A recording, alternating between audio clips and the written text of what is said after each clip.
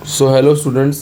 इस बार हम आपके लिए अकाउंट्स पार्ट 2 का चैप्टर नंबर 2 डेप्रिसिएशन अकाउंट लेके आए हैं। डेप्रिसिएशन अकाउंट क्या होता है, सबसे पहले ये हम जानेंगे। हमारे घरों में या हमारे आसपास की ज़िंदगी में बहुत सारे टेंजिबल असेट्स होते हैं। टेंजिबल असेट्स मतलब जिसको हम छू सकते हैं, देख सकते हैं, जैसे कि machines, furniture, buildings, vehicles, computers etcetera. ये सब हमने अपनी नॉर्मल लाइफ में इसको देखा भी है, इसको यूज़ भी किया है, ठीक है। बट हमें ये पता होता है कि ये कुछ इसका एक यूज़फुल लाइफ होता है। कुछ टाइम के लिए ये चीज़ें चलती हैं और एक टाइम के बाद ये चीज़ें मतलब यूज़फुल लाइफ इनकी एक लिमिटेशन होती है कि हाँ ये इतने टाइम पीरियड तक चलेंगी एंड इसके बाद ये इनका जो लाइफ पीरियड जो लाइफ टाइम है वो ख़त्म हो जाता है। मीन्स ये ख़राब हो जाती है या फिर जो भी रीज़न है उसकी वजह से ये बंद हो जाती है चलना। एक इनका लाइफ होता है, लिमिटेड लाइफ होता है। यहाँ पे एग्जांपल में बात करूँ तो हम इंसानों का भी एक एवरेज लाइफ होता है, एक लिमिटेड लाइफ होता है। हम उतना चलते हैं और उसके बाद हम भी चले जाते हैं। तो ये तो मशीन्स हैं। यहाँ पे हमें मशीन्स की बात करनी है, दैट इज़ उसको बोलते हैं हम डेप्रिसिएशन।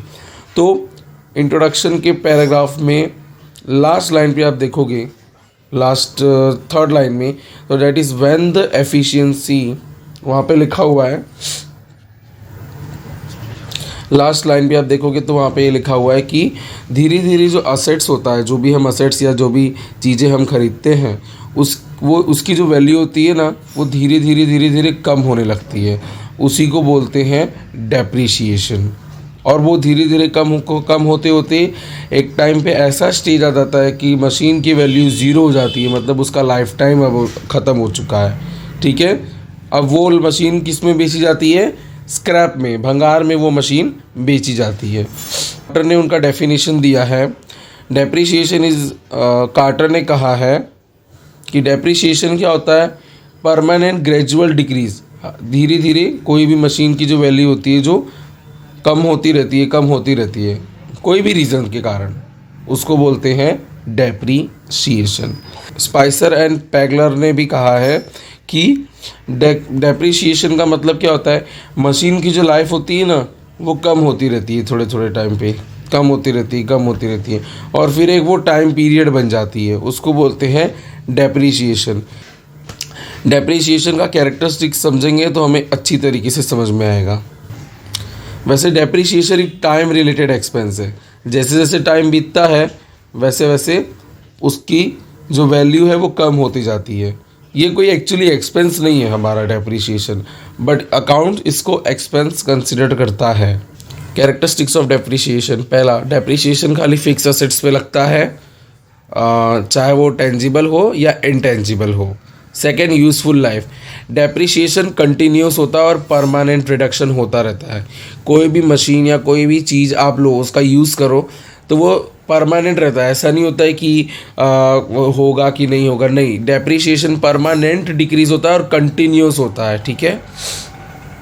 टाइम पीरियड, हाँ, तो डेप्रिसिएशन एक टाइम रिलेटेड एक्सपेंस है। जैसे जैसे टाइम ज़्यादा होता है वो एक्सपेंस भी, डेप्रिसिएशन भी बढ़ता रहता है।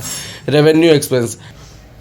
अब देखो, ये कोई, मैंने आपको पहले ही बताया, डेप्रिसिएशन का आप कोई कैश में पे नहीं कर रहे हो, कैश में कोई पे नहीं कर रहे हो। ये क्या है? नॉन कैश रेवेन्यू एक्सपेंस है। इसीलिए depreciation is debited to P&L account. ये और अच्छे से समझ में आएगा जब हम सम करेंगे तब।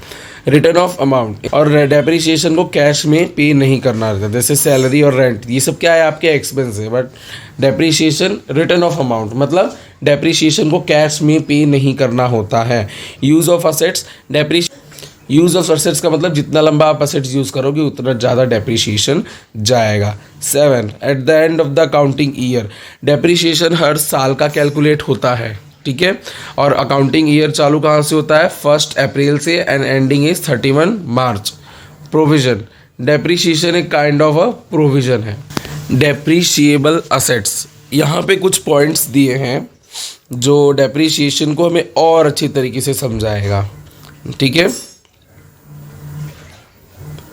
हाँ, कुछ ऐसे भी असेट्स होते हैं जिसके ऊपर डेप्रिसिएशन चार्ज नहीं होता है, क्योंकि उनकी वैल्यू रिड्यूस नहीं होती है, उनकी वैल्यू टाइम जैसे जैसे बीतता है उनकी वैल्यू उल्टा और बढ़ती रहती है। फॉर एग्जांपल लैंड, तो लैंड एक ऐसी चीज़ है, एक ऐसा फिक्स असेट है जिसके ऊपर डेप्रिसिएशन अप्लाई नहीं करती। अब कुछ पॉइंट्स है जो हमें डेप्रिसिएशन के बारे में अच्छे से बताएंगे। फर्स्ट पॉइंट इज़ डेप्रिसिएशन वही असेट्स पे लगता है जो असेट्स आपने अपने यूज़ के लिए ख़रीदा है, न कि बेचने के लिए। ठीक है, आपने अगर कोई मशीन अपने यूज़ के लिए ख़रीदा है तो उसके ऊपर डेप्रिसिएशन चार्ज होगा, लेकिन आपने अगर वही मशीन बेचने के लिए ख़रीदा है तो जब तक वो आपके पास है उसके ऊपर तब डेप्रिसिएशन चार्ज नहीं होगा। जब आप उसको किसी को बेच दोगे तब वहाँ से उसका डेप्रिसिएशन चार्ज होना चालू हो जाएगा। Okay, next point is second, ये असेट्स पे लगता है जो असेट्स की यूज़ वैल्यू 1 साल से ज़्यादा हो, मीन्स उस असेट्स का जो यूज़फुलनेस हो ना वो 1 साल से ज़्यादा हो। फॉर एग्जांपल 2 साल तक चल सकता है वो असेट्स, 5 साल तक, 10 साल तक, उसी पे डेप्री लगेगा। फॉर अगर वो असेट्स खाली 9 महीने तक चल सकता है, उसकी यूज़फुल लाइफ कितना है 9 महीना, तो उस पर डेप्री नहीं लगेगा। यूज़फुल लाइफ 1 साल से ज़्यादा होनी चाहिए असेट्स की। देखो थर्ड पॉइंट में जो असेट्स का हमें यूज़फुल लाइफ पता हो उसी के ऊपर डेप्रिसिएशन चार्ज होता है। फॉर एग्जांपल अगर हमने कोई चीज़ खरीदी, हमें पता है कि ये वाली मशीन 10 साल तक चलेगी, तो इसके ऊपर हम डेप्रिसिएशन लगा सकते हैं। एक एस्टिमेटेड लाइफ होती है, ये चीज़ें इतने साल तक चलेगी तो उसके ऊपर डेप्रिसिएशन लगेगा। ऐसी चीज़ों के या ऐसे असेट्स के ऊपर डेप्रिसिएशन नहीं लगेगा जिसकी हमें लाइफ ही नहीं पता। फॉर एग्जांपल लैंड, क्या आपको लैंड की लाइफ पता है कि लैंड कितने साल चलने वाला है, फिर उसके बाद क्या होगा, वो गायब हो जाएगा? नहीं ना, तो डेप्रिसिएशन उस पर नहीं लगेगा। कुछ नीचे चीज़ें दी हैं जिसके ऊपर डेप्रिसिएशन लगता है। Building, plant and machinery, furniture, fixture, loose tools, properties, vehicle, patent, copyright, trademark, mines, gas wells, oil wells, ये सब के ऊपर डेप्रिसिएशन लगता है। नाउ यहाँ पे 10 मेथड दी है डेप्रिसिएशन की, और ये 10 मेथड्स के नाम आपको याद रखने हैं। और लेकिन यहाँ पे आपको सब में खाली जो फर्स्ट एंड सेकंड मेथड है ना वही दिया हुआ है। फर्स्ट मेथड का नाम है फिक्स इंस्टॉलमेंट या स्ट्रेट लाइन मेथड। तुम्हारे बुक में straight line method word use किया है सब में। And second one is reducing balance method और रिटर्न डाउन वैल्यू मेथड, जिसमें तुम्हारे बुक में रिड्यूसिंग बैलेंस मेथड नाम यूज़ किया हुआ है। तो ये फर्स्ट एंड सेकेंड मेथड ही देखेंगे। हाँ ठीक है, बाकी सब आप लर्न कर सकते हो has a name. Fix instalment method में क्या होता है कि अगर एक असेट्स है और हमें पता है कि हर साल उसका डेप्रिसिएशन कितना कट रहा है 10%, तो अगर असेट्स 10,000 का है तो उसका 10% कितना होगा 1,000, मतलब हर साल कितना कटेगा सेम वही 1,000।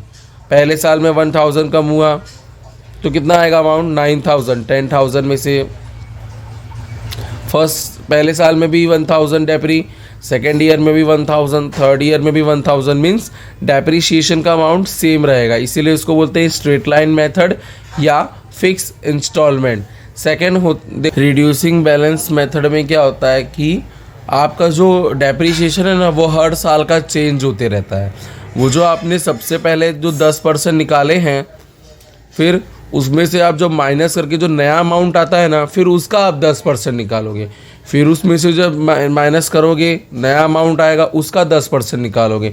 In short reducing balance method में डेप्रीशिएशन हर ईयर का सेम नहीं होता और स्ट्रेट लाइन मेथड में डेप्रीशिएशन हर ईयर का सेम होता है। उसके बाद हम सम करेंगे तो हमें और अच्छे से पता चलेगा।